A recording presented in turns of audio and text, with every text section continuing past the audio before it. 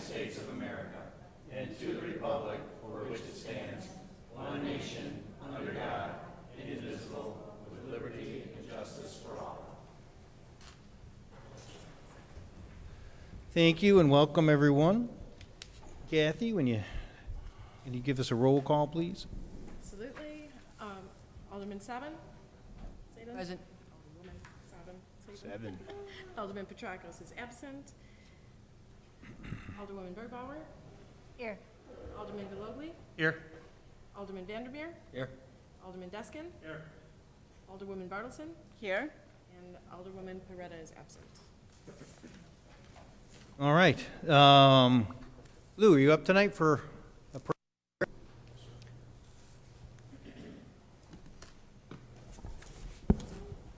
Would you pray with me, please? Almighty God, we thank you for the many blessings in our lives, the blessing of liberty, for all you've done and all you're going to do in our city. Help us to bring honor to you in all that we say and do. May the riches of your provisions rest upon our cities, elected officials, employees, volunteers, every business and every family in our city.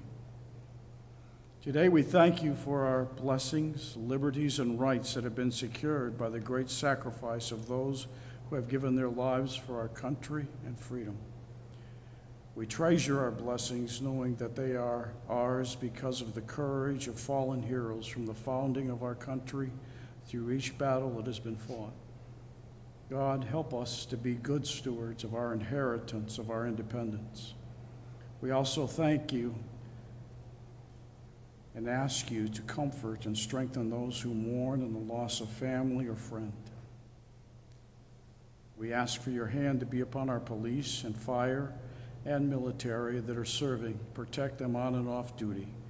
Give them wisdom in each situation. Bring them home safely. Keep their families safe. May your wisdom and protection be upon them every day.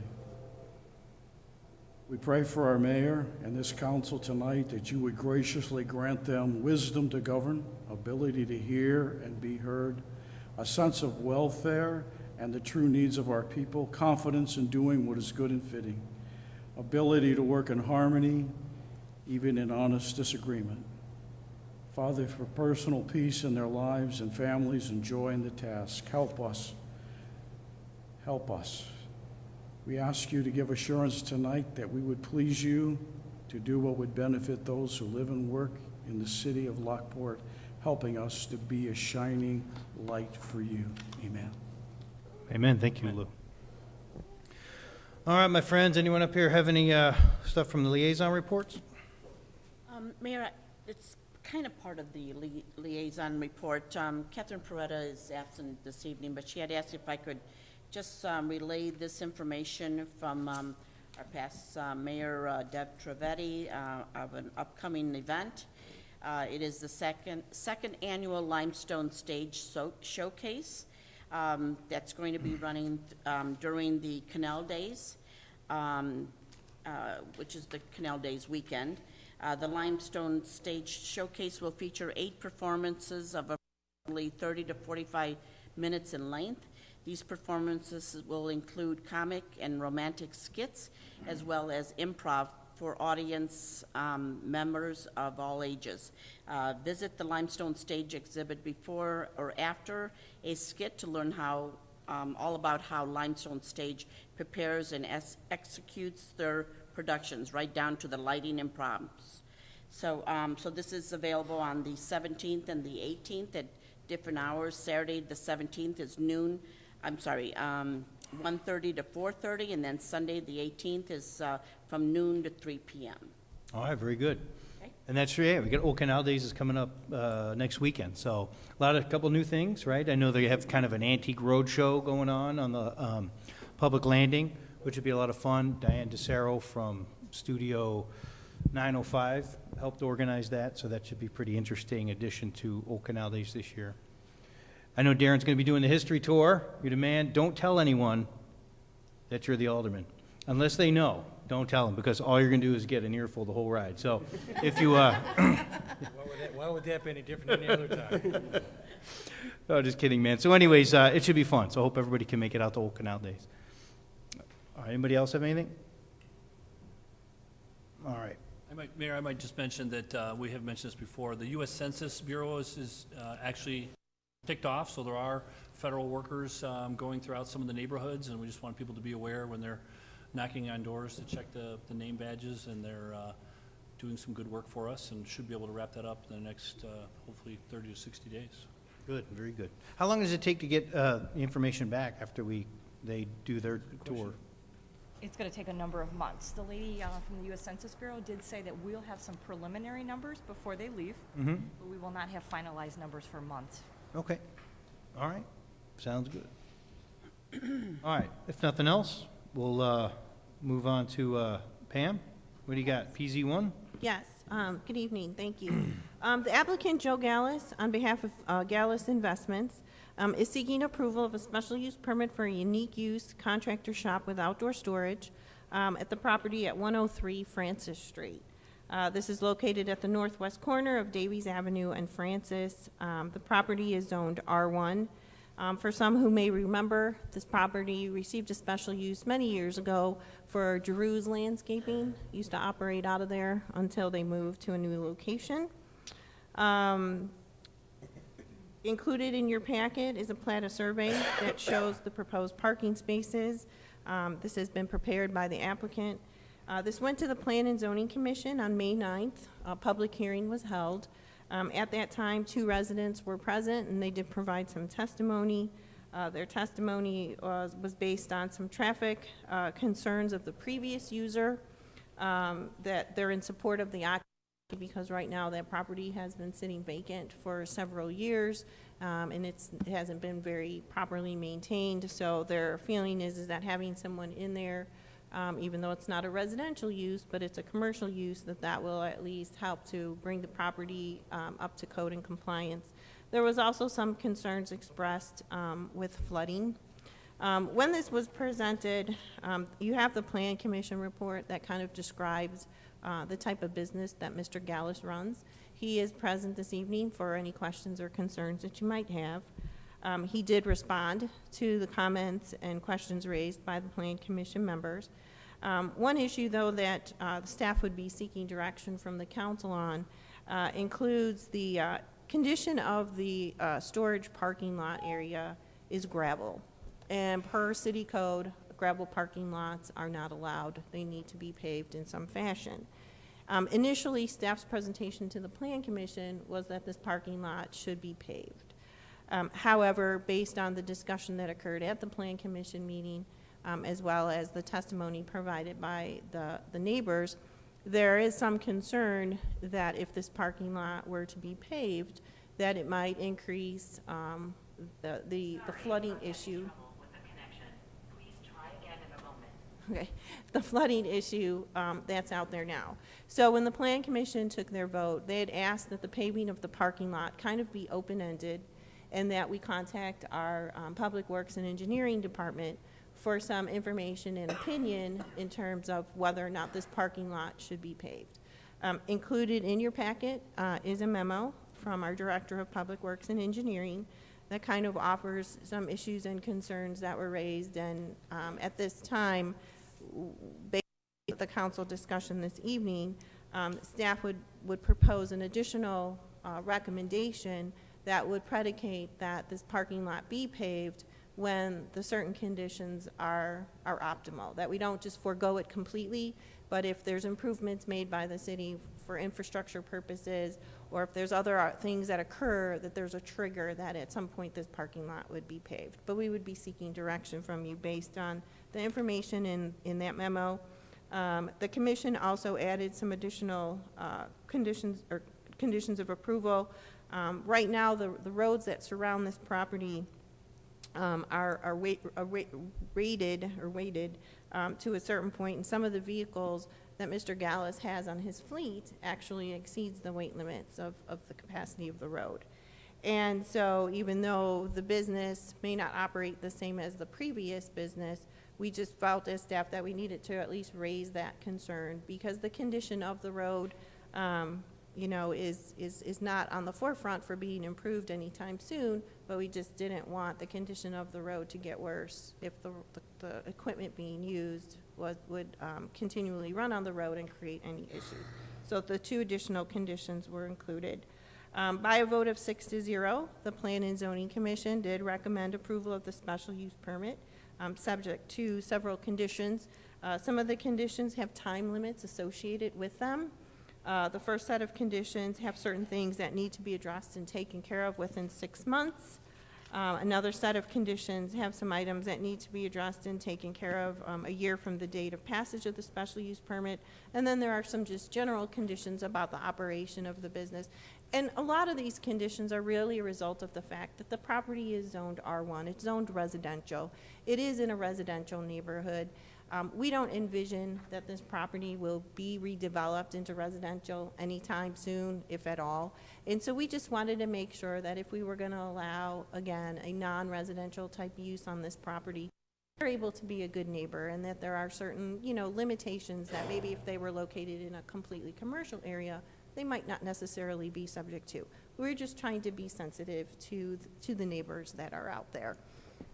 With that being said, I would entertain and ask that the council place this requested action on the June 21st meeting for final consideration. And again, Mr. Gallus is in attendance if you have any questions or comments. Okay, crew, thoughts, concerns? Well, I like to, yeah, there are some concerns that I have in regards to some of the improvements need to be done, so if Joe could come up and maybe answer some questions. And then Mark, if you want to come up and voice your concerns too. After the day after the Planning Commission, I met with Joe and Mark and property owner across the street from Joe's property and Brent to go ahead and look at Mark's concerns. So Mark, if you, so I don't know who wants to.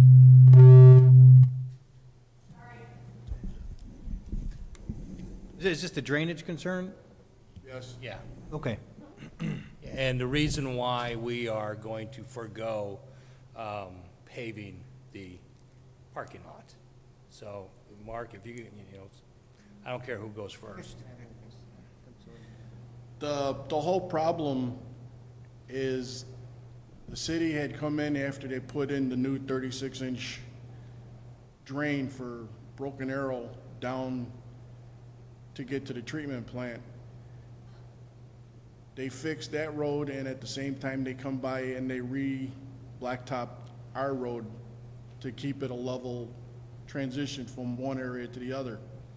But in doing so, they increased the height in the road in front of my house, 110, and my neighbors starts having the graduation go down towards the treatment plant from there. So because they increased the height of the road and they put such a high crown in it, all the water comes into my driveway and my neighbor's property, and with our foundations being set on solid limestone, the water has nowhere to go but into our basements, and it's way into the prairie in back of us now. So we're asking that in order for him to have to be made to blacktop his parking lot is to lower the height of the road in such a way that it's got a gradual slope downhill from the edge of his property down to the treatment plant to alleviate all the water coming into our property. If the street will allow the water to continue downgrade, if Joe has to blacktop his parking lot, it would not interfere us like it would now. So that's our big concern with what I felt he should not have to blacktop his parking lot, leave it gravel, because it allows the water to saturate his ground down into the limestone and continue out of the area like it was intended to do. Okay. So that's where I'm at with that. Okay, Mark, thanks for that insight. Joe, if you can address some of the ideas that you have for grading down there. I was waiting to hear what the engineer comes up with. you have any thoughts, Brent, on this? Well, the entire area does not have any, or has, I shouldn't say any, it has very minimal storm sewer, very minimal detention, if any detention. So first thing that we would have to look at would be some sort of a regional detention in that area. So that would be number one. There is some city property down there, obviously, with the treatment plant. Across the way, we have a vacant lot. So that would be number one, I think, securing some detention for the area. After that, we can determine how far we want to go with the storm sewer and the collection system. The collection system would kind of be secondary to having a spot for it to go. Just having storm sewer in there without a place to go doesn't do us a whole lot of good. So first thing would be, like I said, that vacant property, potentially making that storm sewer or stormwater detention, and then from there, it would be running storm sewer to these properties. That is a fairly major improvement. For any part of town, that's a fairly major improvement, so but that would be, I guess, the best option. All right, so if I understand this right, just leaving it as is probably the short-term solution. Mark seems to be happy with that. He's the most affected. And then maybe in the future, as we look forward, as we end up doing work down there, which, you know, when we get to that part of the city, looking at retention and other things is probably our long-term answer. Correct. Okay. Well, there's also the issue of landscaping. You know, part of what we'll be approving will be the landscaping. So the issue then becomes is since we don't know what we're going to do with grading, and Joe has graciously offered the ability to go ahead and do some of the work himself, my statement to Joe would be is as long as it is engineered and recorded in Brent's office, I don't have any problem with it. But now we have the issue of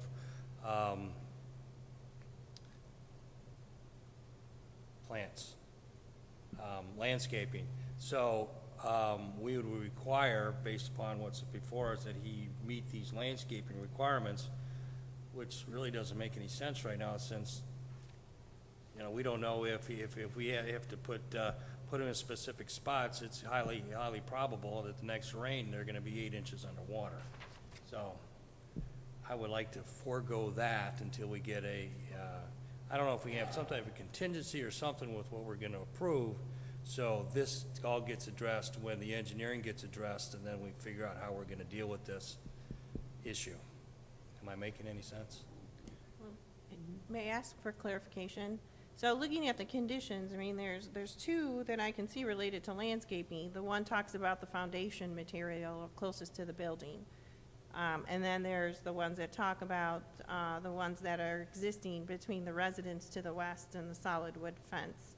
So is it both areas of landscaping that are problematic? Well, as things stand right now, when somebody sneezes down at the end of the street, Joe's property gets flooded.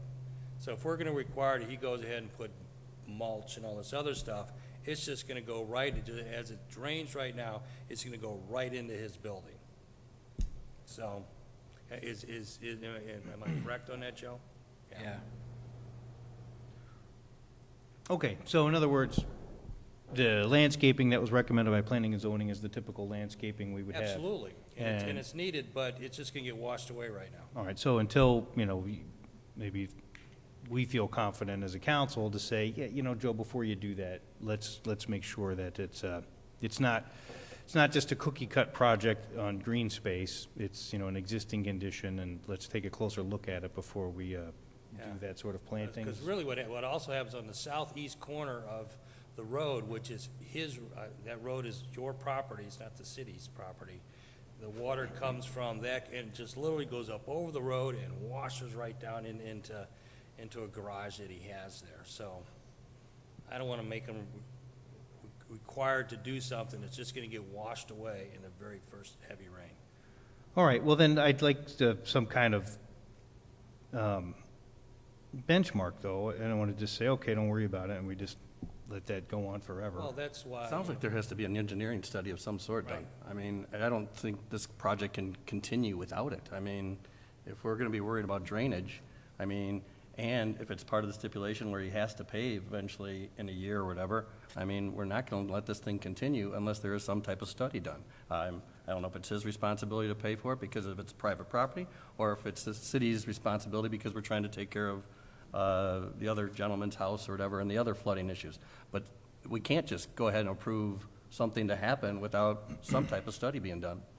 Well, I don't disagree with you, okay, but I don't want to predicate him having occupancy based upon the fact that there wasn't any engineering studies done or anything in the past 60, 80 years. And now we have a guy that wants to open up a business the building's already pre-existing, and then we're not going to allow him in there simply because we don't have an engineering study. I'd much rather have a contingency that the study be done sometime in the next 2 months, 3 months. And so by next spring, we have An occupant. I want him to have occupancy before. Yeah, I mean, it's an existing building, and it looks terrible. I mean, if anything, Joe's going to clean it up. I know some of the stipulations in here are to, spruce things up a little bit. As far as the landscaping goes, being maybe a little more cautious so that we don't ask somebody to do something that gets washed out. I think that's prudent, but I think to just let it sit potentially forever, or for another 6 months or a year while we do some grand studies, I'd rather just see it occupied too. I think it's probably a better use, because it does look bad right now, and I could understand why the residents would say, I think we'd be better off if somebody's actually using it and cleaning it up and everything. I wasn't at the meeting, but, sorry, as I was reading the comments, the way I took it was like, hey, status quo with a tenant who will clean up the buildings might be the ideal state, right? I don't know that I don't know how we would work it out, but when you start talking about engineering studies and major storm sewer projects, right? I don't know that that's the reality of, I don't know if that's, certainly not in our CIP. It's probably not fair to ask Mr. Gallus to fund something like that, right? So my take on reading it was, I had a little bit of concern on just the weight of the trucks on the street, and I was going to ask some questions on that.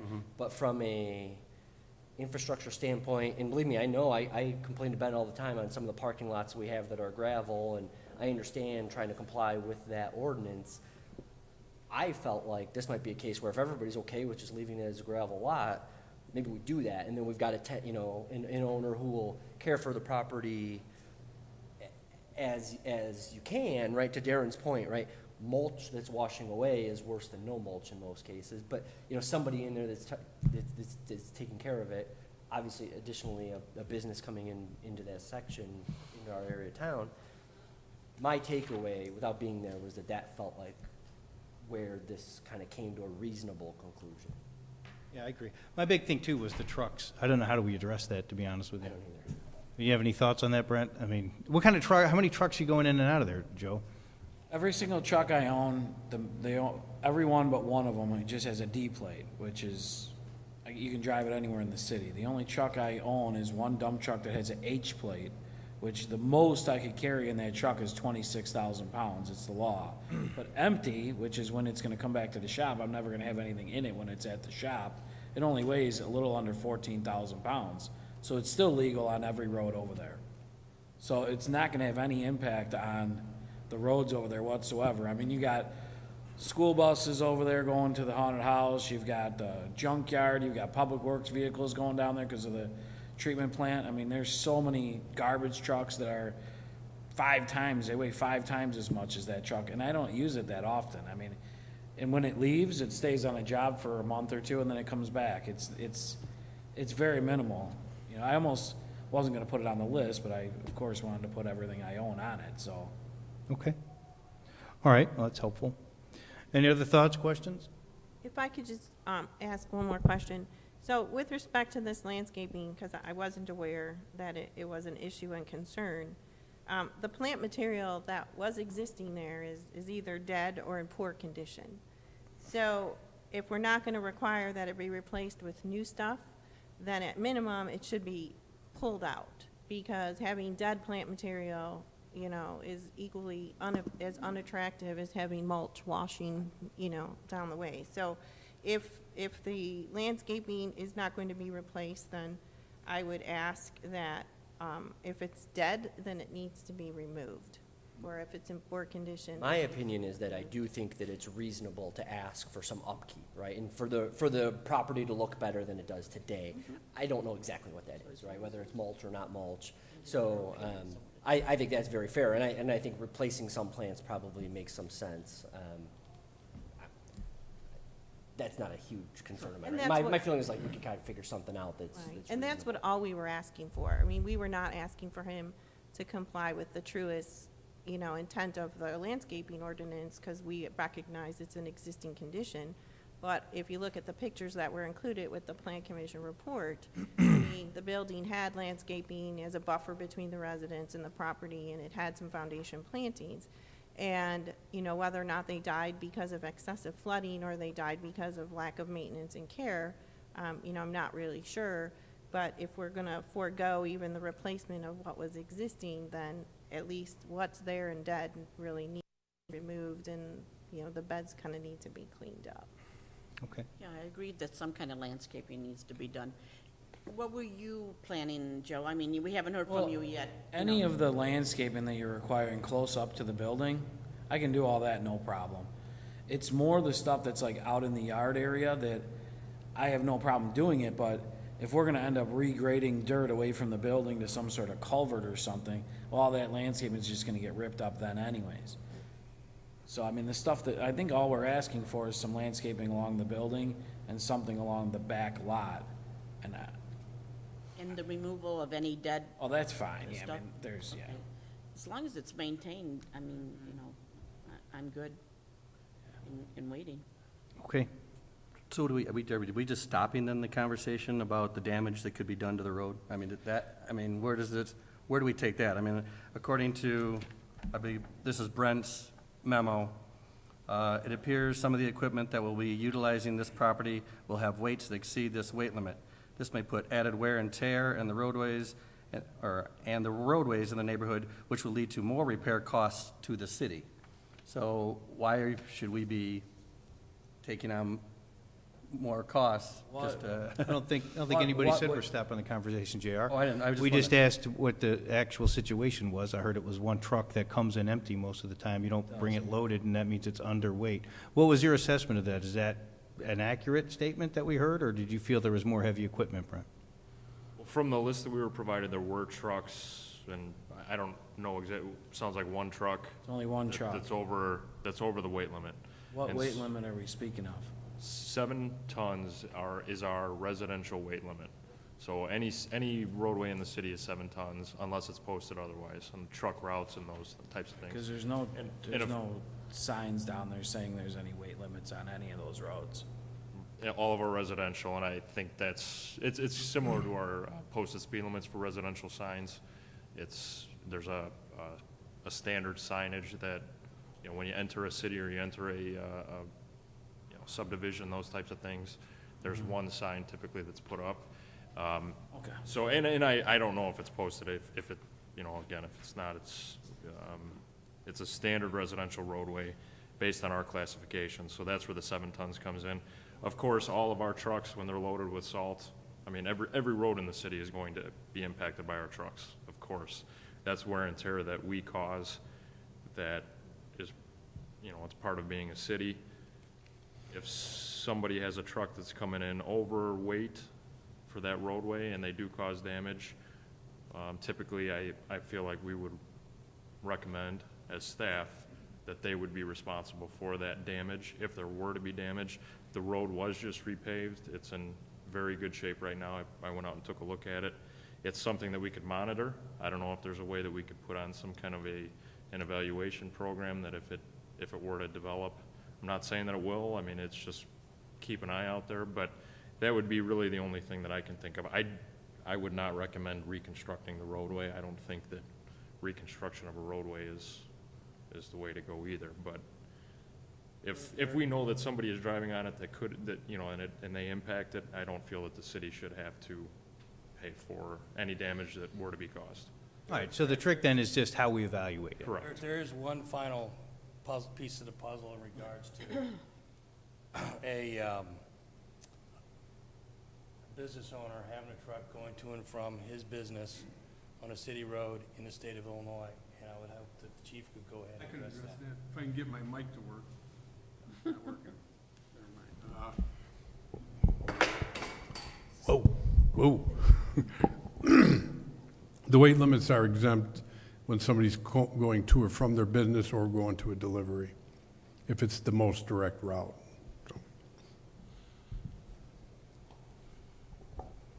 So that answers questions about 1,400-pound weight limit. If Joe's taking his truck to and from his business, he's exempt via state statute. Okay. Well, look, the reality of that parcel is it's a very tired piece of land. No one's knocking it down to put a house up ever. So I think the having a new user in there who's going to at least clean it up, I think is a positive. Okay. Anything else? All right. Well, we'll put it on for an action item for the next meeting. As far as I could tell, at least clean up the dead plants and replace it with sod or grass or something.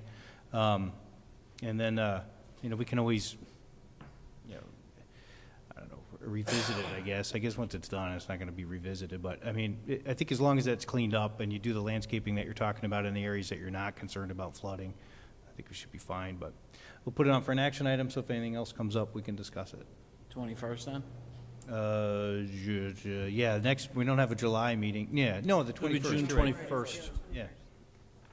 Yeah. Okay. Thank you. All right, thanks, man. All right. This is Hegland. What do you got? Thank you, Mayor. I was going to handle that with Lisa. She and I have been working on the Will County Government League's electric aggregation group. The Will County League has been offering a participation of an opt-in electric aggregation program for residential and small commercial retail customers. The purpose, of course, is to try to get the lowest rates possible by utilizing economies of scale. The City of Lockport participated in this in 2012 and extended an agreement in 2014. We have been given the opportunity to extend this contract once again, and in this situation, when we go out for RFP, they're going to find a way where we're going to have a guaranteed matching rate. So that's been the only detriment to the last program we did. Even though you can opt in or opt out, if ComEd rates fell below our co-op rate, we weren't offering the best rate. So in this new scenario, when we go out to bid, the suppliers have agreed to have a matching clause. So if ComEd rates fall, ours will also be able to fall and match. And so we're recommending approval. This item is on both Committee of the Whole and City Council tonight for your consideration because we have a deadline to meet with the IGA being extended. There is that agreement in your packet, and we're seeking a motion later tonight to approve the intergovernmental agreement, which is basically an extension of the current program that allows us to go out to bid and get the best price we can, but also enables us to have a matching price guarantee. Okay. I do have one comment. Sure. Yesterday, I met with a resident who has the phone calls from from these other companies seeking business. She was offered a 0.10, and they were told her what a great per kilowatt hour, how great it was. When I showed her bill, ours is actually 6.8 cents versus 10 cents. She called them back. So these people are already calling people here in Lockport, and I would caution anybody to say yes to anybody, any company, until we hear from this aggregation. Okay. Yeah, in general, it tends to work out better. But. There were some families in Victoria Crossing last time who went with somebody else, and I think it worked out well for 6 or 12 months, and then it got real expensive real fast that I heard about a couple of years ago. Yeah, it's kind of like stock market. We do better sometimes, less sometimes, but in the end, it evens out. So I think it's better, but it's still, people have the choice. So, okay. Can I ask, why does it have to come to Committee of the Whole and Council today? Well, they gave it to us on short notice and said they needed to have it back next week, and so if we don't have time to wait until June 21st. And so instead of just bringing it to council for a direct vote, we wanted to at least deliberate it and ask your permission to vote on it. It's been on both agendas posted in advance, so we can do that. It's not an illegal maneuver or anything, it's just a time consideration. Okay, so we'll have it on the next agenda for an action item. Yeah, in 30 minutes or an hour. Okay. All right. Thank you. We'll talk about our streetscape. Yes, thank you, Mayor and members of the council. The next item, CA2, is the State Street streetscape plans, where we've had designs help from V3 and Tesca, and we're seeking approval to move forward with a contractor, Featherstone. The focus has always been about the road lane improvements. That has been approved with IDOT, and everything's moving forward. They'll be going out to bid later this summer.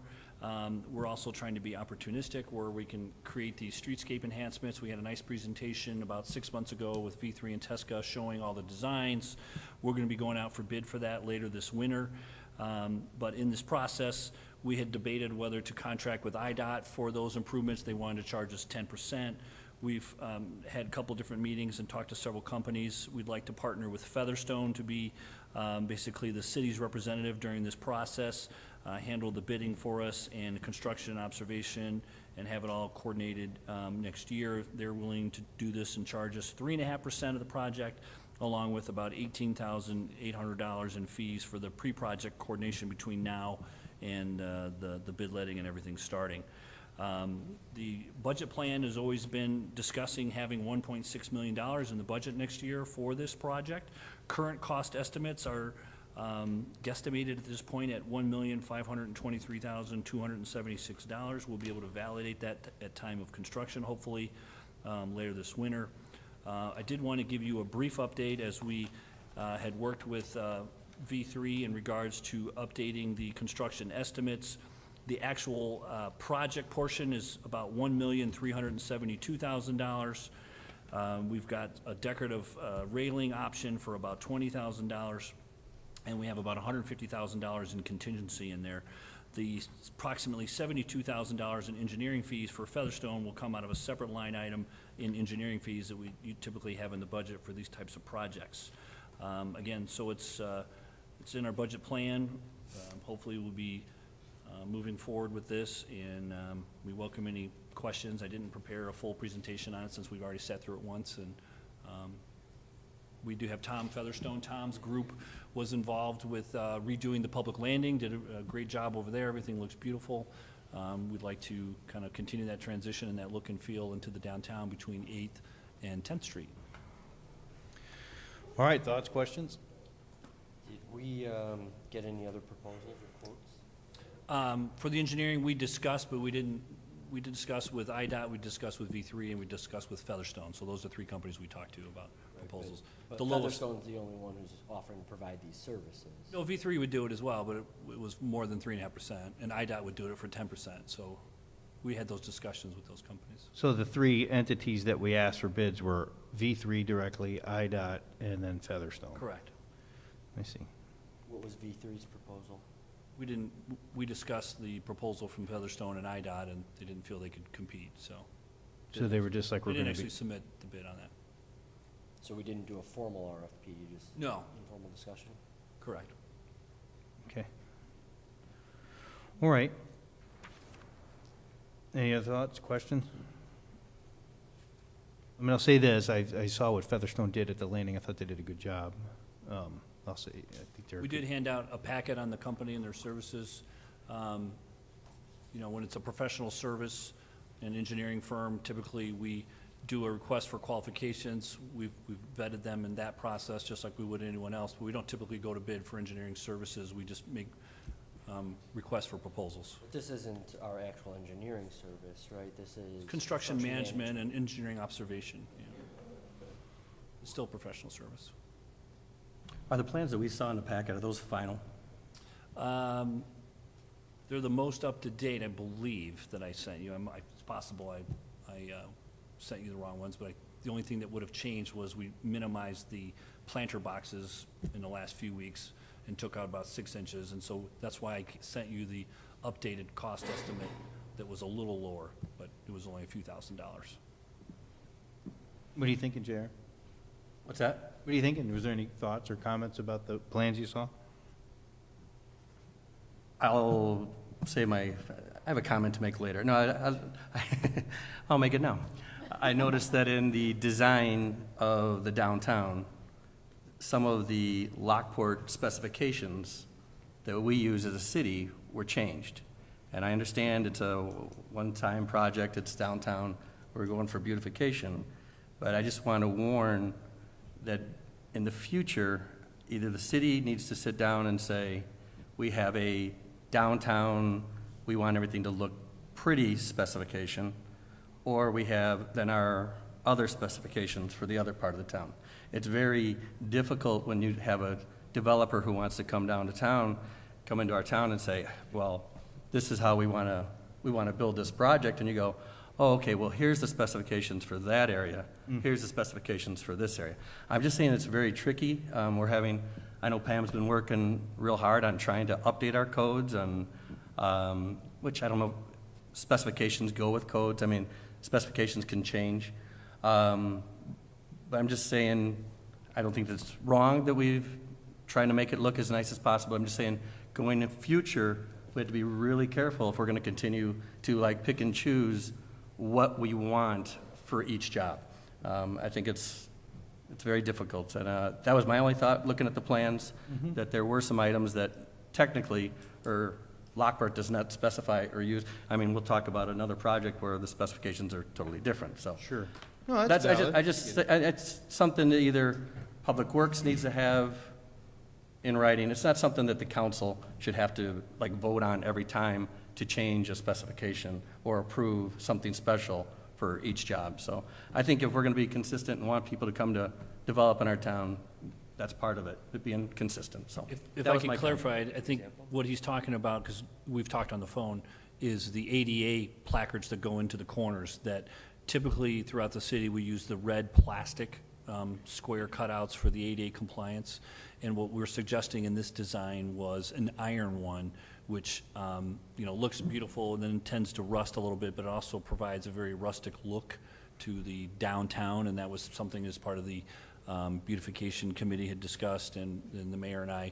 It's an option. We can certainly change it into a bid alternate where it's iron or plastic. I don't know if the cost is too much different. They serve the same function, and I would say they're both code compliant, but the ones in downtown would be different than the other ones in the city, and I think that's what. And I'm not saying there's that's a bad choice or anything. Sure. I'm just saying you need something to be consistent, like, because we're going to talk about a sidewalk, and I believe in front of Panduit, who is going to be under a different specification.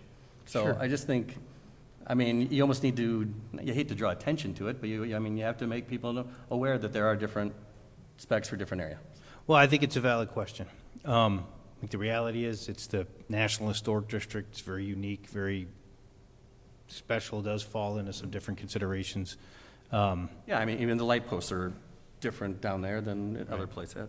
All right, but no, it's fine to be aware of it. I appreciate that. Okay. Anything else, or are we okay with this going on as an action item, or what do you guys want to do?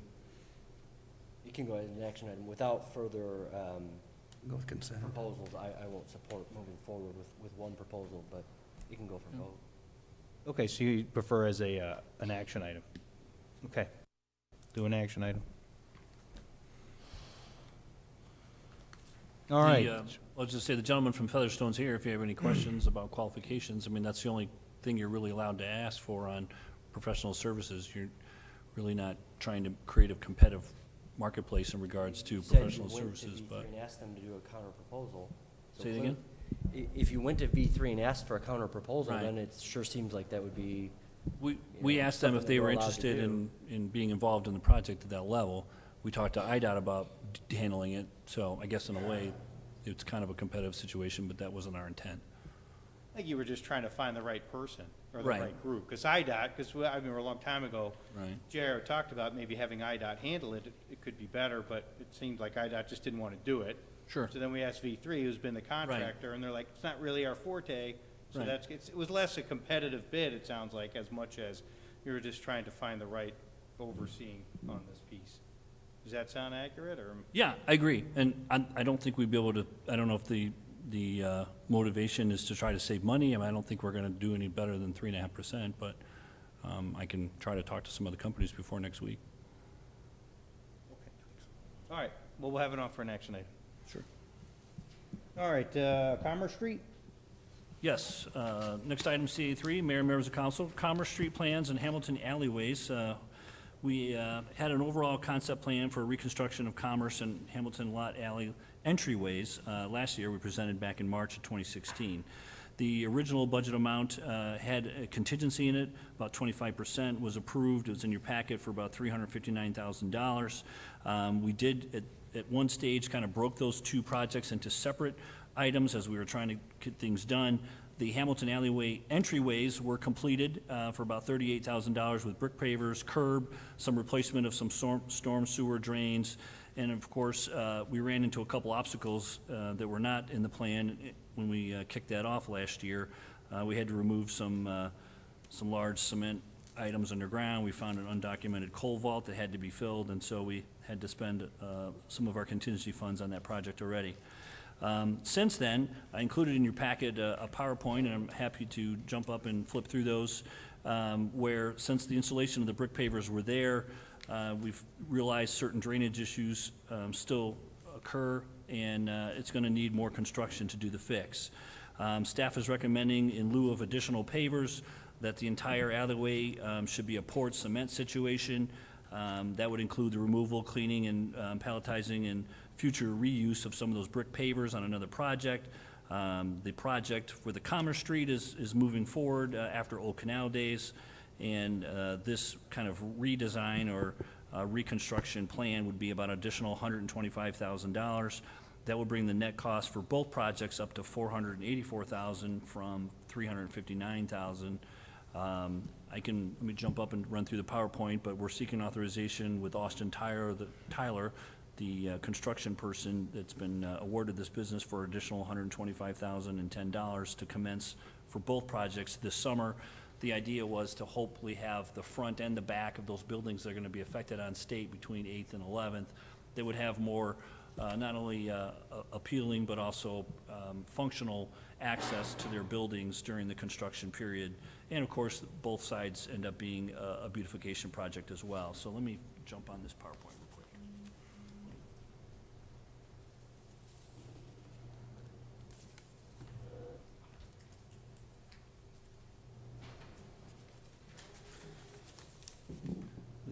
For those new members of the council that haven't seen this, we're talking about the Hamilton Street parking lot, which is between 9th and 10th, between State and Hamilton. There is a public easement. The city actually owns the portions in pink, which are the entryways that we did some brick pavers on. What we're looking at doing is removing those brick pavers on the ends and redoing cement throughout the entire public easement way. There's actual private property behind there that we would not be doing. And then these are the existing conditions before we started this project with the big brick pavers. I think it was important to show just how bad it had gotten there over the last 100 years. This is how the alley looked when we started engaging this. We removed the brush, we removed a tree, we've added some fencing, we did the brick pavers. We were trying to do some beautifications in the area to entice pedestrian-friendly access to the businesses that surround 9th, 10th, and State. That's the particular alley coming in from 10th. We did get this ComEd pole replaced, and you can see the conditions there were quite poor at the time. And of course, there was storm water issues back there, but the entire topography goes away, and so we were really trying to increase some of the stormwater sewers in the area, and we're going to be adding an additional one to help alleviate some of this water. So those were the existing conditions. I'm going to quickly try to get, so we brought in the brick pavers on the edges and found that a lot of the storm drains, downspouts from the buildings were not tied into those drain systems. We need to correct that this time, and we just felt more confident in creating a new impervious surface to help that water run to those sewer drains.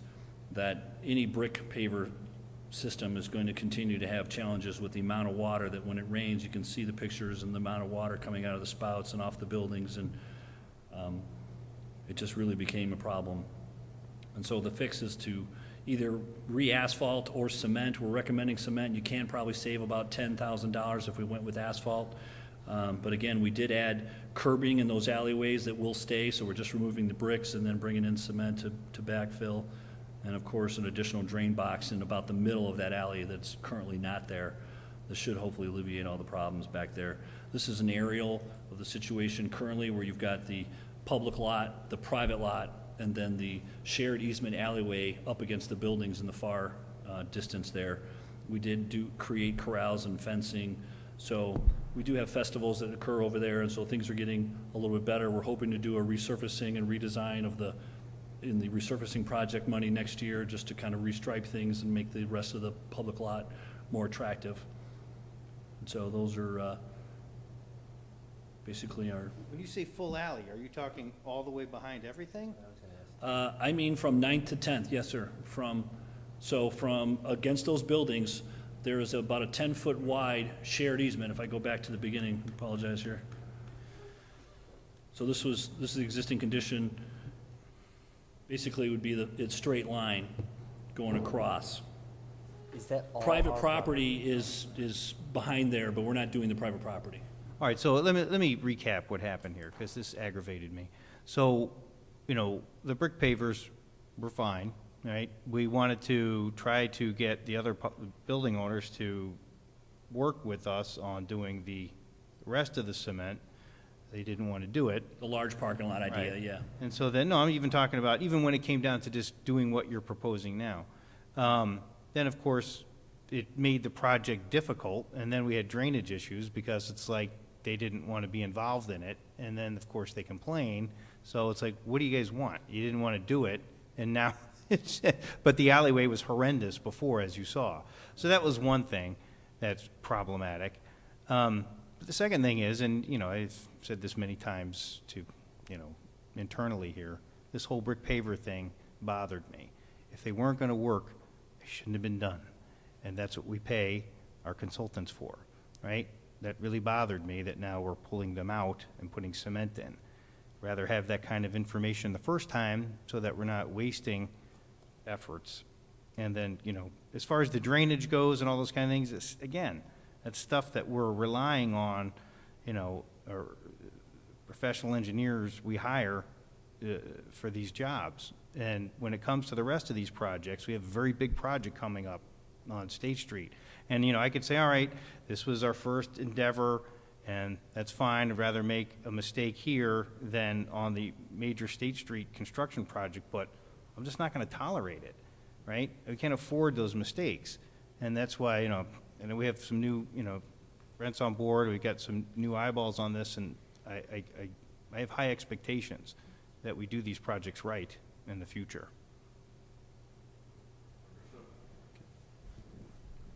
Can I ask a couple of questions, though? So I think the pavers look really great.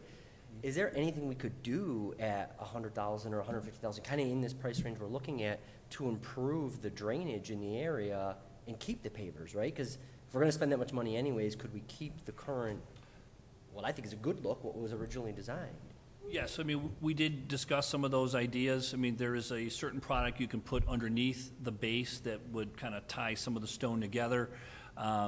It's expensive, and then the redoing of pavers, and then you have to add brick pavers for a much larger part of the alleyway, which would be even more expensive. So when we looked into keeping brick pavers as the idea all the way across, it was twice as much. So we just didn't want to go any higher than we needed to. We thought there was going to be a successful solution that we don't have to revisit. We don't have to worry about, is it going to work? Because we still, even if you re-put them back in, we had talked to a couple different companies about different types of products, and should work. We just felt more confident with something like cement or asphalt. So I definitely agree with spending, if you're going to spend that much money, spend the extra 10 grand to go cement. But Sure. Where we would be putting cement, is that all city property, or is that private property as well? There's a easement that's about 10 foot wide, and that's all the cost that we show. My highlighter wasn't exact, because that was an earlier design that I had showed you on my scan. So and then on the there's picture about right there, it's the length of those buildings, Yeah, the but 1, 2, 3, 4. We did this the first time. Remember, we tried to make it a much bigger project. That didn't work out for various reasons, right? And then I thought, we said, well, guess what? we don't own a lot of this stuff. If certain people aren't gonna work with us, we're gonna do this portion of the alley that we own, that we can control, and we're gonna make it look really good with these brick paver patios.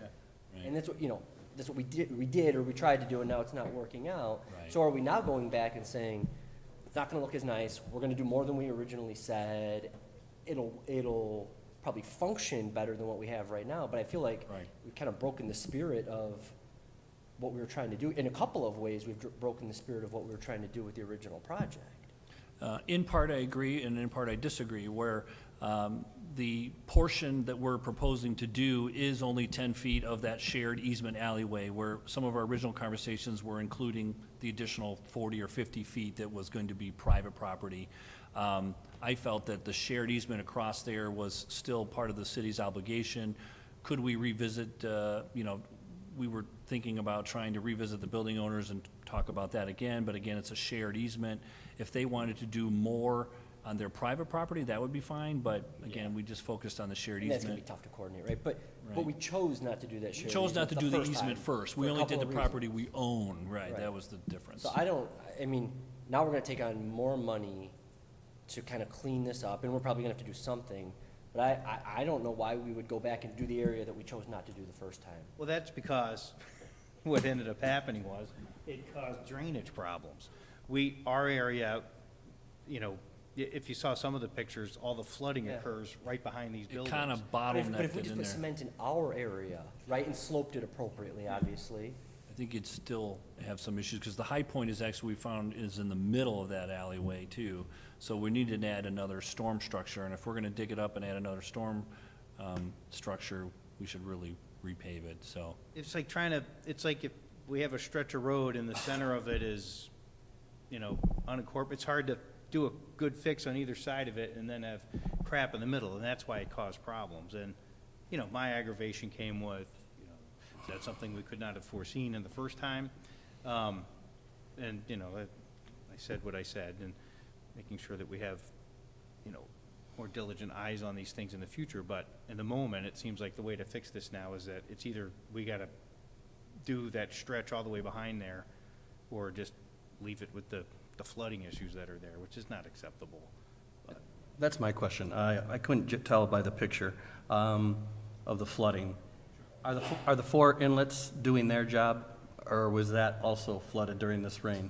I think, It seems like I obviously can see water standing behind, the parking lot, but is water standing alleyways. on the pavers themselves too? So my question would be, if we have standing water on the pavers, are the 4 inlets, where are they flowing to, and is that proper? I mean, we can spend, if we don't have drainage to get the water out of there, and now you're talking about putting another one right in the middle, where are we gonna run this water? Has this been it designed? all runs out to the street, Yet? it runs out to the street on 9th and 10th. Those inlets do work. It's more a problem of trapping the water between those alleyways and those brickways, and tying in those gutters. I think Brent went out there, was there like 17 gutters or spouts that weren't tied in? So cleaning those up, and then, So we're just running it out to the street, so we really don't have a problem getting the water out of there? no, I don't think, it's just the fact that it's getting collected before it gets to those spouts. Plus the existing conditions that you saw in the middle, a lot of gravel and asphalt grindings get kind of pushed away in winter or wet areas, and then we'll clog it, and we have to have our guys go out and clear them out. But there's plenty of capacity, if that's what you're asking, to get the water out of there. It's just getting it pitched in a way that it's gonna reach it. And to what Ben was saying, there's actually gonna be two more structures, just in case anybody caught, when I'm engineer, I guess you catch this, when Ben said the high point was in the middle of basically the 9th and 10th Street. So what we're doing is that's still gonna be your high point, and then you're gonna have, heading north, you're gonna have a new structure about 70 feet away, and then heading south, you're gonna have another structure about 70 feet away. So I didn't want somebody to say, you said there was a high point, and then it's the Two, middle. we're actually adding two. So we're actually Thank you. adding 2, plus about 140 feet of pipe, which obviously will help. All of these will be tied in underground, so you're gonna have an additional couple hundred feet of PVC pipe tying everything in, so everything's gonna be from the roof directly into our storm sewer. So the only thing that's gonna hit that is going to be what actually, falls out of the sky and hits on that 10-foot wide by stretch of new concrete. I have a comment. The original intention was to clean up this alleyway so that the businesses on State could have another access. Is that correct? Part, They already yeah. had access, Christina, but it was terrible. It looked like the moon back there. Then if we're gonna go ahead and do this, I just have a question. I don't really see it in here. Is there lighting? There are some street lights, if you see them in the foreground there, that are on the city-owned lot, and then behind it is a private lot, and I believe there's some lights hanging on those two ComEd poles closer to the building. So there is some lighting back there. It's not a lot. Is it safe? But again, yes, and again, the bulk of that space back there is private property. The alleyway is a shared easement that goes back to the 1800s. That's the thing, it's not even really more parking for like, the businesses can use it, but it's a private lot. It's not for, Public. The I'm gonna public is go up to Cool above. Creations and I found a parking spot there. But if That- you're one that's of the businesses, They can use. they can use it. And those are the ones most affected by the construction, the ones that are, those four that you see there.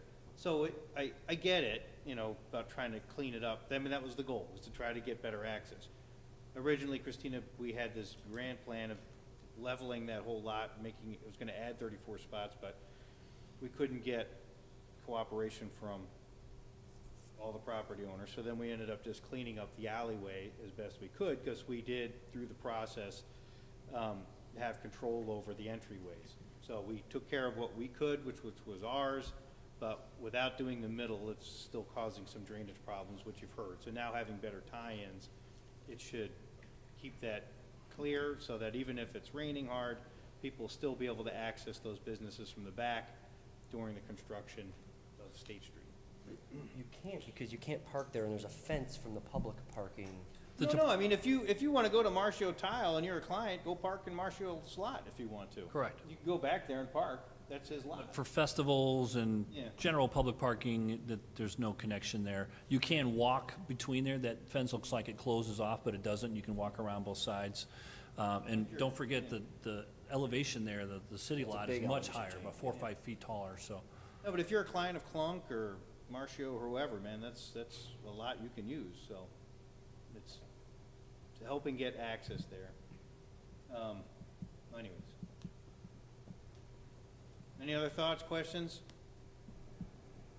All right, what do you guys want to do? Is this an action item piece, or do you guys want to put it on consent? I'm fine with consent. Consent, okay? I mean, there isn't any other variables that we're trying to decide at this point. Want to talk about it next time? I talked to Jim, he was, Just my meetings. Will they start now, though? If we go on we consent, can will, they get back in there? I doubt they would start construction that fast, 'cause we but have they to would just- start doing their preparation and, it might help things a little. We would definitely start before the July meeting Yeah. that we would be hitting. So, I mean, it could start before that. I feel like I'll probably go yes. 'Cause All right, we'll just put it on action item, please. Okay. All right, who's going to talk about the audit? This is where Jason gets excited. fired up. Yes. Numbers, talk numbers to me. I'll wake you up in a second.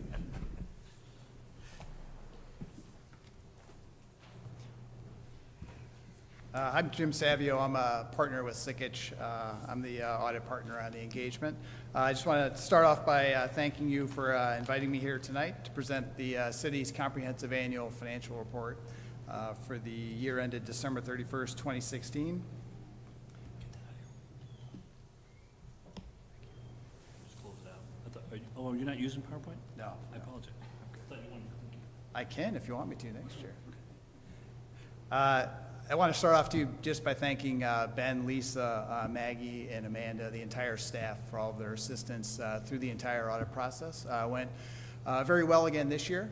They were able to answer all our questions and provide us with all of the required documentation. Like I said, we issued the comprehensive annual financial report, as well as the auditor's communication to City Council. There's also a separate management letter just communicating that there were no material weaknesses. And then our last report is on the downtown TIF. It's a compliance report along with some related financial statements. I'll take a few minutes just to talk about the CAFR and the board communication, and then be happy to answer any questions that you might have. For the comprehensive annual financial report, I want to start on page 1. Page 1 and 2 is the independent auditor's report. These are the only 2 pages that we as the auditors are responsible for. Management is responsible for the rest of the comprehensive annual financial report. And those responsibilities are listed out here on page 1. Turning over to page 2 is the audit opinion up at the very top. Again, this year we issued an unmodified opinion, which is the highest level of assurance that we can provide to the city. If you turn a few pages over, I just want to point out the management's discussion and analysis, which is prepared by Lisa. Provides a great overview of the city's financial position and the changes in financial position. It also points out any significant changes that may have occurred during the year, and provides some comparative data that you can't find elsewhere in the report. So I tell you every year, if you only want to read one thing in the 90-some page comprehensive annual financial report, to read the MD&A, because it provides a good overview of the city's finances as of December 31st, 2016. I won't go in depth on the report, but I'm happy to answer any questions that you have.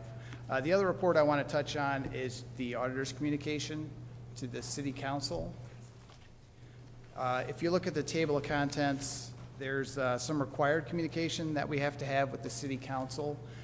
Pretty routine this year. We implemented a minor GASB standard, and it had a change in accounting principle for changing the measurement date for the IMRF net pension liability. Otherwise, very routine communication there. I want to point out, we have to communicate any audit adjustments that we find, as well as any past adjustments that we find. Past adjustments are adjustments that are deemed to be immaterial, so we just don't record them. But if they reach a certain level, we have to communicate those. I want to point out that we had no audit adjustments and no past adjustments. So great job by Lisa and her staff. That rarely happens. So it's, like I said, great job. And if you turn over to the communication of deficiencies on pages 5 and 11, I'll just point out again, we had no new comments this year. So no material weaknesses or significant deficiencies were noted. And then finally, Appendix A on page 10 just gives you the updates on the comments from the prior years. So with that, I'd be happy to answer any specific questions that the council may have. Okay, Jason. All good news to me. Oh, he says it's all good news. Say it loud. I like to hear Jason say, yeah. All good news to me. Okay, thanks for coming. All right, have a good night. That's our numbers guy. No, good job, Lisa and staff, for keeping things squared away and keeping our finances sharp. Jason, thank you for always overseeing these things and taking a look at it. It's your expertise. But I always feel confident with all of you on this, so thank you for. And now we have confirmation, so. Okay, very good. No other questions, thoughts? Yeah, thank you. Okay, thumbs up. Great job, Lisa and staff and finance. All right, Makes everybody look good. Mr. Can, what do you got? Good evening, Mayor and Council. The only item that I have this evening, we're going to be looking to see if we can replace a vehicle that was in an incident, in an accident out on 159th Street near I-355. An individual turned in front of one of our employees was cited. No injuries, thankfully. The vehicle was totaled. It was a 2015 van, totaled. The original price was around $23,000. We received the check this week from the insurance for $17,345, and we're just asking council to go ahead and, at state purchase price, replace the vehicle with the exact same model. It would be a 2017 instead of a 15, and just looking for that to go on to consent. All right. What was the price for the new one? We're still, I guess, getting the bids in, because it will be, they do a little bit of work for us, put racks in it and that type of thing, but the state purchase, the base bid is about $19,800, and then it's going to be whatever the racking cost is. Okay. All right. Any thoughts, concerns, glad nobody got hurt. Yeah, nobody was injured, thankfully. All right, accidents happen. All right, I'm guessing we can do a consent on this. Everybody all right with that? Okay. So really, the check that was paid out by the insurance company is or is not going to cover for this new vehicle? It will not cover all of it. Okay, It'll- so So it'll be we about- just don't know what the Couple difference is thousand gonna bucks, be. it sounds like. I can bring that back, or I can make everybody aware of it. Like I said, the state bid, if you go to the state purchase price right now in the Southwest branch, it's about $19,800 for the exact, base, and then it would be whatever that racking cost is. Thankfully, we were able to salvage the majority of that, so the lettering, would be a few dollars, but a lot of it we were able to salvage out of that vehicle. Okay. All right, grazie. Some new business? Reminder, the Lockport Police Benevolent Fund golf outing is this Friday.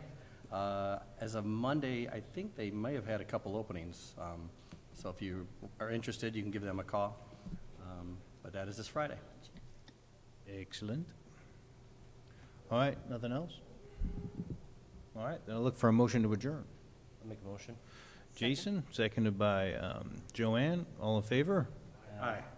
You guys need a break, or you want to carry on? Wayward son. Carrying on, okay. All right, looking for a roll call when you're ready. Kathy?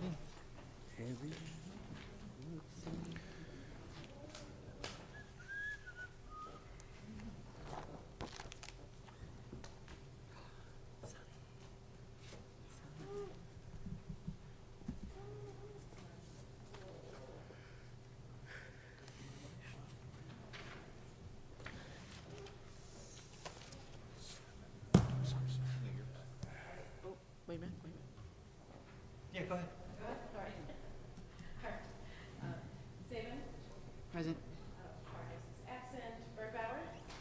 Here. Galogly? Here. Vandermeer? Here. Deskin? Here. Arneson? Here? Rhoda's absent. All right. So, looking to have a motion to have a consent agenda tonight. I'll make a motion. I'll second. All right, Jason and JR game. All in favor? Aye. Right on. So consent tonight is the regular city council meeting minutes for approval. We need approval for the committee of the whole meeting minutes. Looking for approval of the payroll ending May 21st. We have various bills. Number 5 is the prevailing wage ordinance, 17015. Number 6 is the 2017 roadway reconstruction, which was resolution 17056. We had approval of a license agreement between the City of Lockport and the Illinois Department of Natural Resources for the new dam in Weir. That was resolution 17055.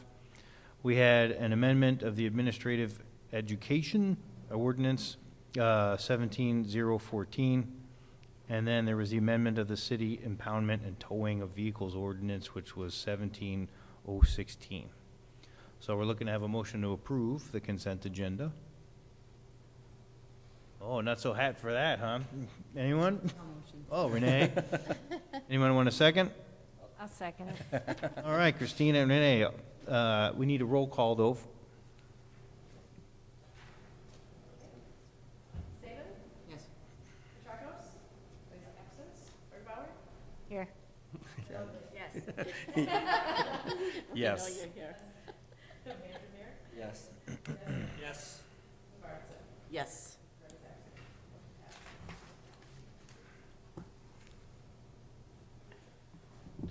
Okay, very good. Mayor's report. So, it's a little sunny in here tonight. I'm sorry, Sonny, it's going to be bad. You got to know that now. I can't help myself. All right, hi, family. So, who's here today? Please. This is my youngest son, Alex Williams, and he just got his wisdom teeth removed yesterday. Let's make them laugh. I'm so sorry. This is our oldest son, Ian Williams. He's about to be a sophomore at U of I in Champaign, and this is my husband, Dick Williams. Right on, very good, good-looking family. Well, we're so glad you guys are here tonight, and we welcome you all. And, yeah, so tonight it's our appointment of the city attorney, so we were looking for a motion to approve the appointment of Sonny Williams as our new attorney. We were sad to see, oh man, look at this, I was going to say Tom. It was sad to see Tommy go. He's done just a great job, but I think Sonny's going to do a wonderful job replacing and stepping into some big shoes, but I know with the support of the staff and everyone here can do a great job. I'll make the motion to approve hiring Sonny. All right, seconded by Renee. All in favor? Aye. Do we need a vote for that, Tommy? You do not. Voice Okay. vote is fine, Mr. Mayor. Okay, very good. Well, very excited, and welcome, everyone, so. All right. Does she want to come to the podium? She Put her wants on, to put say her on the something. spot or anything? Yeah. You're welcome to have any comments, or? I figure she want to get out of here and go to Dairy Queen. But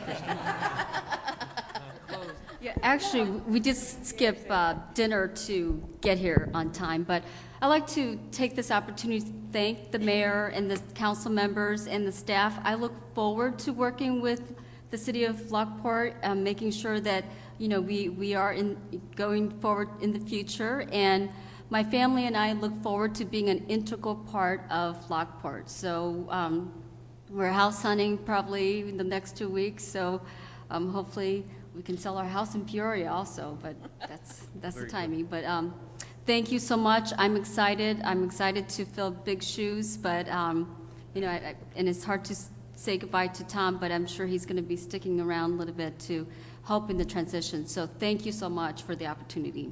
yeah, very good. All right. Thank you.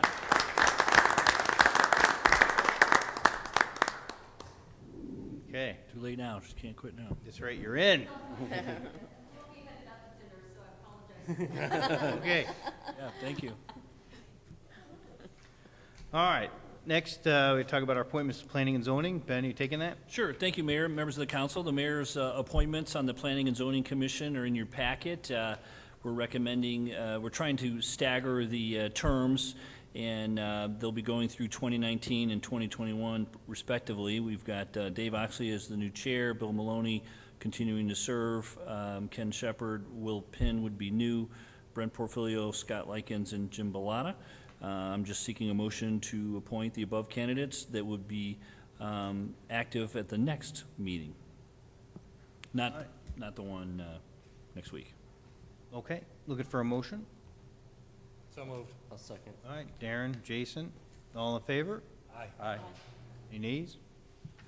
Okay. Do you know if all these guys plan on attending on the 28th? I believe we've contacted them all. I think they're all RSVPs or yeses, but we'll follow up. The one that maybe that hasn't is the Will Pinn, the newest one, so I'll make sure. Thank you for reminding me. All right. Madam Clerk, next one's you, CC1. Looking for a motion to approve our executive session meeting minutes? Say that. I say that? I didn't know I made motions, I didn't know I spoke. You can make motions. I'd like to make a motion to approve the May 17th executive session minutes. All right. Anybody want to? I second. So, Mr. Mayor, members of the council, I think the request is for someone from the council to make a motion to approve the minutes and then a second from the council, but it's the request of the city clerk to approve those minutes. Oh, I see. Mm-hmm. Yeah, that's right. So do you I'd want like to make a motion? To accept the executive meeting. Okay. I'll second. Seconded by Jason. All in favor? Aye. See, man, this gets more exciting all the time. I can make motions. Yes. Or you can ask for a motion. Yeah. All right, very good. For the woman who never talks. All right, I know. You only get so much talking here as the clerk. All right, Ben, what do you got? Thank you, Mayor, members of council. CA1, another construction project. I'll be glad when these are all done. There's an agreement before you for a public sidewalk on 163rd in front of the Panduit property. We'll be seeking a motion to seek authorization to enter into a shared cost agreement, including some conveyance of property in front of the Panduit Corporation on the construction of a public sidewalk with their private contractors on a split cost of 50-50, not to exceed $60,000 from the city of Lockport. We're excited to be able to fill in some of these areas that do not have sidewalks. This is a nice public-private partnership. We've had Tom and their attorney discuss the agreement, and I think we're all in agreement now in regards to the language. And we have insurance indemnification from the contractor in your packet as well. So I think we're finally there and ready to move forward with their contractors later this summer. Sure. All right, so I'm looking for a motion to approve. I'll make a motion. JR, Second. seconded by, was it Renee? All right, any concerns? All good? We did have, engineering staff did review it. We did make a minor change on the construction part of it. There's a minor cost saving. I think we saved about $5,000, but all in all, it's pretty much as it was presented past. All right, sounds good. We may have a roll call then?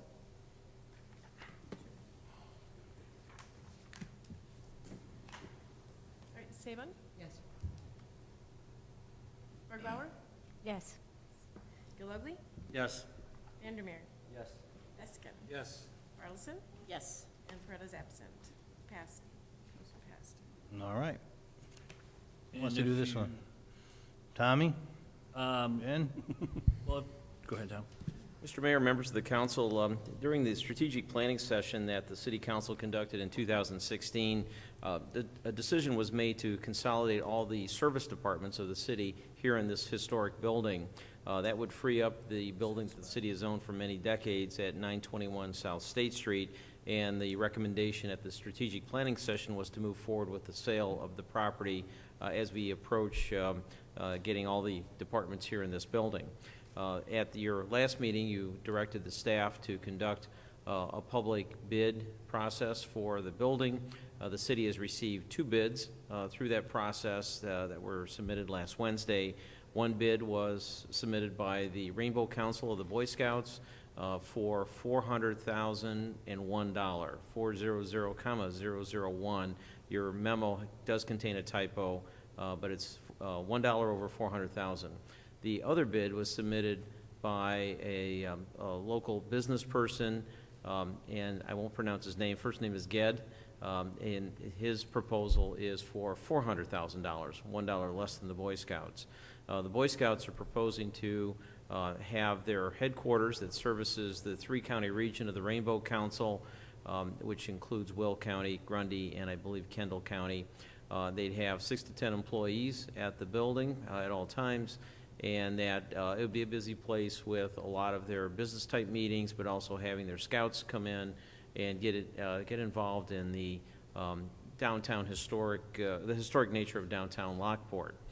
The proposal from the other bidder was for a boutique, actually multiple uses, a boutique, a jewelry store, a real estate office, and I believe there was... Flower shop. And a Flower flower shop, shop. right. And an art gallery. So multiple uses of the building. There's a layout that was submitted to you showing how they propose to use the building. At this point, staff is submitting both bids to you. You have the authority under Illinois law to award it to whichever bid you deem to be in the best interest of the city. It does not have to be the highest bidder, even though there's basically $1 separating the 2 bids. This is something that if you would like to discuss the setting of the sale price in closed session or executive session, you are authorized to do that.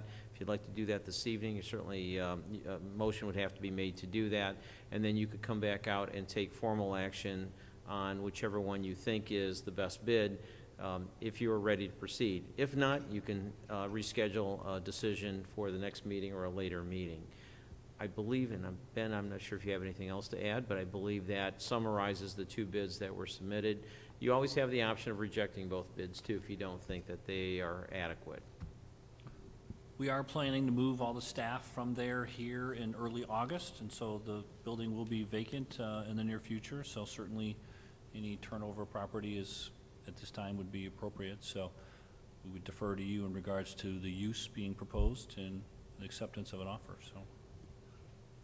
Just clarify one thing, okay? In the bid on page, or in our page 1 of the memo, it says Rainbow Council, Boy Scouts America, 401,000. Yeah, he clarified, it was a typo. It's $400,001, not $401,000. So I wasn't paying attention. That was No, the, you yeah. weren't. You were looking at, you were looking at your little band. I was trying not to say that. But regardless of price, you can choose any bidder you like, and that's why we open the opportunity for you to go in exec session at the end of this meeting to discuss, deliberate if you like. You can deliberate in public, you can deliberate in private, you can come out and award, or you can ask for them to come in for presentations. I mean, we can do anything you want at this point. Yeah, what's the general consensus up here? You want to Curious to know what you guys want to talk about. As I read this, I was just kind of curious. The Boy Scouts, I think I kind of understand, is the guy behind, what does he do, how, I go back to Embers, not the same situation at all, but we ran that owner through the ringer, making sure he was ready to go, and we would show financial proof and things like that. I think I probably want to understand a little bit more background, whether it's a full presentation or, I don't know, Ben, if you've even met with them, meeting with you, and some documents, I don't know, but that was at least my thought as I was reading it. I'm ready to go with Boy Scouts. I agree. I'm Boy Scout. Okay. So the general consensus is you guys are ready to go ahead and make a decision, except for Jason was a little concerned about financials of like. Other guy. Or both. We get the Boy Scouts, right? And frankly. Yeah, the Boy Scouts have cash on hand. They could close without, both bidders are going to be doing loans for the purchase of the price, so that's not a problem. It's a little different than I think what Jason is speaking to is proof of performance abilities on a local businessman, and that might be more. This guy has been successful at running art galleries, flower shops, real estate businesses. I think that's kind of interesting. But if he's never done that and is just going to take kind of throw out an idea at paper, that's probably a little less interesting, in my opinion. Yeah, I think it's the former. So. Well, I guess my question is, if the majority, feels that the Boy Scouts group or business, I guess. Boy Scouts of America, yeah. Boy Scouts of America is more of a fit, or should we hear out who this other bidder is? It's a difference of $1. Well, it's a matter really. The future of. Yeah, it's just the future of what, we were anticipating. Again, we're in a public forum, so I want to be careful of my words, but, there are two different uses. The Boy Scouts has basically their regional offices will be inside, and there'll be a gift shop on the first floor where the Boy Scouts come and buy their patches or whatever they do. So there's some retail component with them. The other one is mostly retail on the first floor, real estate offices upstairs. His wife was going to be a partner and open a flower shop. That was a kind of a unique idea. And so both will create foot traffic. Both would be good for the downtown. The price is not really a concern. The Boy Scouts brings a community service vehicle to this where they're going to be volunteering and helping clean up the canal and doing some of those things. Where the other gentleman is a private business, and they're going to have different types of things, jewelry, art, flowers for sale. So procedurally, this just takes 5 votes to pass, right? It does, yes. So, I mean, if the other 5 know that they want to go Boy Scouts, it's entirely up to you. We can deliberate it more publicly. You can do it privately. Let's just do. I'd like to have an executive session just tonight. Let's just have one more powwow about this. So if you guys are okay with that, I'd like to request an executive session for CA2 here this evening, and then we can come back out. We okay with that? Sure. Okay. All right, what do you got for CA1 there, Ben? CA3 is the Electric Aggregation Group, Resolution 17057. We're seeking a motion to approve the ordinance as presented to allow us to go into an agreement extension with the Will County Municipal League for electric aggregation. Oh, yeah, okay, so this is what we talked about earlier, so I'm looking for a motion to approve. make the motion. Jason, I'll second. seconded by Darren. I would just do a roll call real quick, Kathy. Sure. Sager? Yes. Birnbauer? Yes. Lovely. Yes. Vandermeer? Yes. Eska? Yes. Morrison? Yes. Absent, motion passed. Okay. And then, Tom, you want to make the executive session request, please? Mr. Mayor, members of the council, we don't have a need for the CA4 request for the executive session. Looks like we're at the end of our agenda, so if you're ready to go into closed session to discuss the sale of the property. Okay. It would be pursuant to the exception 2C6 of the Illinois Open Meetings Act, which allows the city council to go into closed session to discuss the setting of a price for the sale of property owned by the city. Okay. And we would need a motion and a roll call vote. All right. Motion for that, what Tom said. I'll make a motion. All right, Jason. Second. Seconded by JR. A roll call, please. Saban? Yes. Burbauer? Here. Yes, I would like to go into executive session. Thank you. That's good. Yes. All right, so, Yes. and Retta's absent.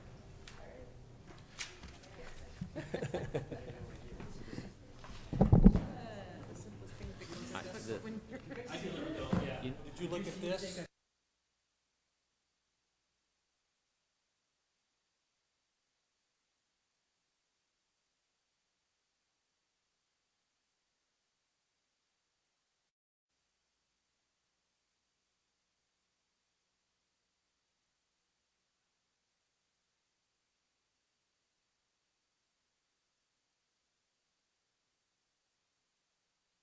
We need a motion to come back in, or what? We're just here? We're back in Okay. open session. So we're back here in regular city council session, so, Tom, do you want to word that? Yes, Mr. Mayor, members of the council, as a follow-up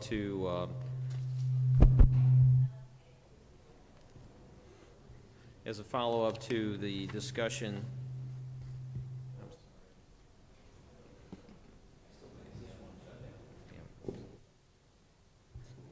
As a follow-up to the discussion on item CA-2, which is an ordinance authorizing the sale of city-owned property at 921 South State Street, would be appropriate if the city council is prepared to move forward to make a motion to accept the bid that was submitted by the Rainbow Council of the Boy Scouts of America for $400,001. And then there would be a roll call vote that would follow that motion if it is seconded. I'll make the motion. All right, motion by Jason, I'll second. seconded by JR. I have a roll call, please. Saban? Yes. Petracos is absent. Burbauer? Yes. Delivery? Yes. Vandermeer? Yes. Dustin? Yes. Arneson? Yes. Retta's absent. The motion passed. All right. And then, I guess that's everything for tonight. Can I have a motion to adjourn? Make a motion? Joanne? Seconded by Renee. All in favor? Aye. Okay.